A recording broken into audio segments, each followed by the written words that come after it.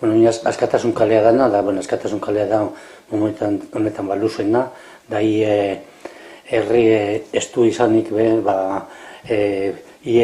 punta batetik beste da, etxeatekoz areatzak artea da zeni tarte horretan. Gero dago beste kaile bat, eta da, bueno, beko kaile, Jusera hasten da plazan, erreka berantza doan zentzu horretan, eta beste alderantza errukinik aldea dan. Gure denporan lapidaz esaten jakon, baina 1979 edo larro gehien, izenen moldaketa bat edo antzineko izenetara pasau gintzen, baina batzuk euskara moldatu zen.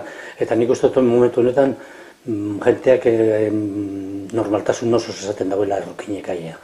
Errukine da, hor dagoelako ermita bat. Gero beste kaile bat dago Elizatik Gorbeilerako bidean, da San Bartolome kailea. Eta gero dago beste bat, zango nuke Areatzak askuko iparreti doan bide bat, beko kaile eta errepidea lotzen dauena, eta horrek deko zati baten, ez da portaleak, baina beste zati baten da, holan golparza txikitxo bat izaten da, Arragoeta izena dukan.